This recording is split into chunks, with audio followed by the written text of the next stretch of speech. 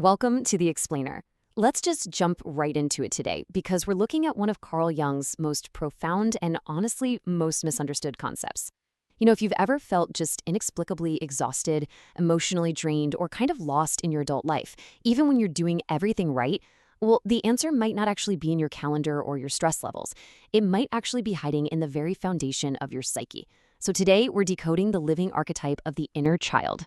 Society constantly feeds us this myth that maturity is just about outgrowing childhood, right? We treat it like an old photo album, just a collection of past memories or some phase that maturity automatically erases. But Jung discovered a much more startling reality. For him, the inner child is an active, living psychological entity. It's a present-day force that's silently operating in your mind right this very second. And if it goes ignored, it's often the exact thing sabotaging your decisions and completely distorting your relationships. To unpack how this all works, here's our roadmap for the explainer. 1. The living archetype. 2. 3 faces of the child. 3. The masks of maturity. 4. The internal paternal ego. And 5. Awakening the divine child. Starting with section 1, the living archetype, a center of emotional energy. So for Jung, archetypes are not just fancy poetic metaphors. Not at all. They are living psychic structures within the collective unconscious. What that means is your inner child isn't just a nostalgic memory of you at age 5. It's actually a vulnerable, sacred energy center acting in the present moment. It actively shapes your behaviors, your irrational fears, and your deepest emotions with a force that literally bypasses logic altogether. It's what pops up when you feel a sudden, crazy burst of anger at a minor criticism or a really deep, lingering fear of abandonment. And this brings us to a really stark warning directly from Jung himself. He said, ignoring the inner child is like amputating a part of the soul. Think about how intense that is. The absolutely crucial takeaway here is that any attempt at adult, personal, or spiritual development is completely doomed to fail if you just keep repressing this inner force. You simply cannot amputate a part of your soul and expect to feel whole, energized, and fulfilled as an adult. Moving right along to section 2, 3 faces of the child, naming the shadow. Jung identified 3 distinct expressions of this in his clinical practice. First up is the wounded child. Its focus is entirely stuck on past trauma, and in adults, this manifests as chronic anxiety, a fear of intimacy, and heavy codependency. Next, we have the eternal child, or pure eternus. This child absolutely refuses to grow up. Its focus is always on escape and novelty, which translates into chronic procrastination, unstable relationships, and a visceral aversion to routine. We all know someone chronically allergic to routine, right?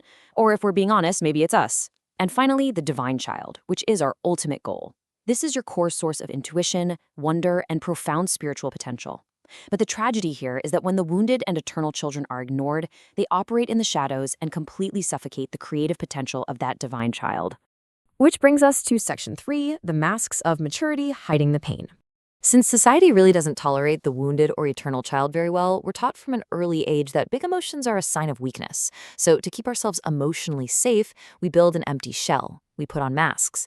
Maybe you wear the mask of the responsible adult, always caring for everyone else because your inner child learned that love is only earned by being useful. Or perhaps you're the invulnerable. You need absolutely no one, but only because your inner child was forced to grow up way too fast. Or maybe you're the successful, achieving endlessly, performing, living in a constant state of exhaustion just to prove your worth to unseen parents. These masks distance us from our authentic selves, and they're the exact reason you might be feeling that persistent, draining emptiness today. Let's look at section 4, the internal paternal ego, the cure. True emotional maturity isn't about abandoning the child or doubling down on those masks we just talked about. It's actually about learning to coexist with it. Jung called this solution the internal paternal ego. It's a psychic instance that functions as your own internal parent. Think of it like developing an internal observer. The goal here definitely isn't to become cold or indifferent to your emotions, which, by the way, is what we usually mistake for being an adult. Instead, it's about cultivating a protective figure within your own mind that can embrace your pain, contain it, and offer your wounded child the safety it never got from the external world, all without impulsively reacting to it. I want you to just imagine an everyday situation for a second. Say someone criticizes you at work, and you instantly feel that burning urge to either lash out or just entirely withdraw. Instead of reacting, your internal paternal ego steps in with a really simple dialogue. I see your pain. I am here. I will not abandon you. Just using this simple phrase shifts your psyche entirely. You move completely out of that reactive, panicked survival mode and step into an active, grounded state of self-care.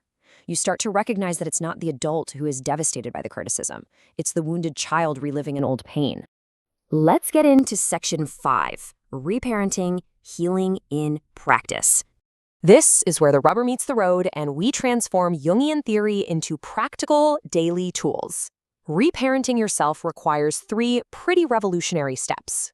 Step 1 is deep emotional listening. This means genuinely embracing your emotional pain without instantly trying to fix it with logic.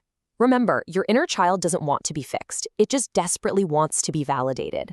Step 2 is establishing internal boundaries. You absolutely have to stop seeking protection or validation in toxic places or draining relationships. You have to actively tell your inner child, you no longer need to beg for love. I take care of you now. And finally, step 3 is emotional self-regulation. This is learning to pause, take a breath, and calm yourself without resorting to compulsive escapes or addictions. Every single one of these steps sends a massive, undeniable message of safety straight to your unconscious mind.